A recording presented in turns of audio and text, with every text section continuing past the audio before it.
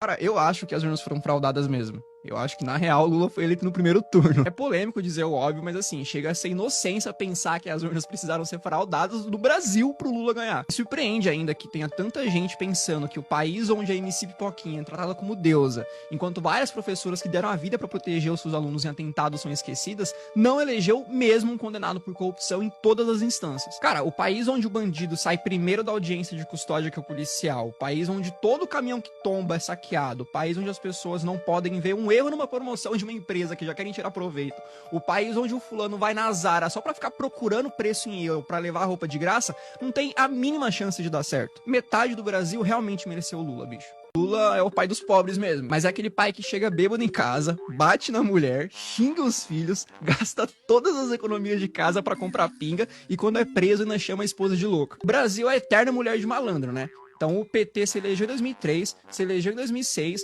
se elegeu em 2010, se elegeu em 2014, quase se elegeu em 2018, se elegeu em 2022 dizendo que mudaria o Brasil, mas o nosso país continua um dos mais pobres, um dos mais corruptos e um dos mais violentos do mundo. Assim, se isso não é síndrome de Estocolmo, eu não sei o que é, cara. Se você é um cristão de esquerda, ou você não leu Marx, ou você não leu a Bíblia. O próprio Marx, além de ser um ateu e ter construído todo o seu pensamento através do materialismo e do ateísmo, dizia que a religião era o ópio do povo. O socialismo tem essa ideia, né?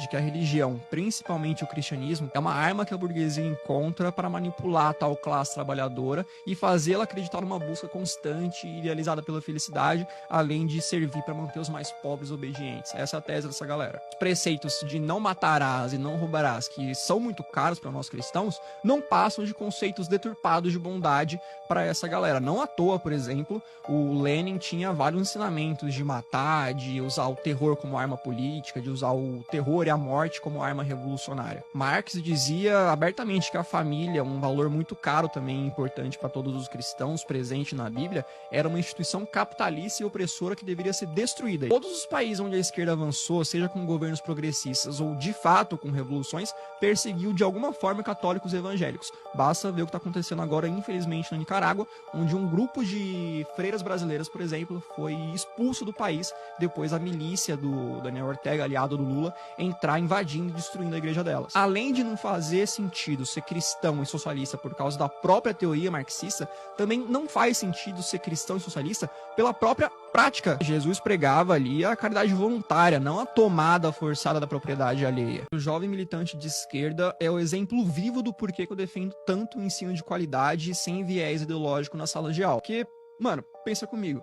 Se uma criança tem aula de português sem propaganda ideológica, ela cresce sabendo que ele já é um pronome neutro e que ele não passa de um delírio de militante carente por atenção. Se uma criança tem aula de educação financeira, ela cresce sabendo que dinheiro não dá em árvore e que só enriquece quem trabalha, administra bem o próprio dinheiro e que não vai ser nenhum político caridoso que vai tirar ela da lama. Só aí com essas duas coisas, o picanheiro da república vai perder uns 10 milhões de votos, pelo menos. Se uma criança tem aula de ciências e não uma cartilha ideológica, ela aprende que mesmo se você se mutilar e chilicar muito no Twitter, você vai continuar sendo um homem biológico ou uma mulher biológica, e que no final só existem dois gêneros, feminino e masculino. Se uma criança tem aula de matemática e não uma aula de afromatemática, sei lá o que é isso, ela vai saber que a economia não é um jogo de soma zero e que os bilionários não são os culpados pela miséria no mundo. Se uma criança tem uma aula de história de verdade e não um palanque ideológico no lugar da lousa, ela cresce sabendo, por exemplo, que países socialistas, todos eles terminaram da mesma forma, com genocídio, com fome, com ditadura e com morte. E se crescer homossexual, não vai usar a camisa do assassino de homossexuais Che Guevara.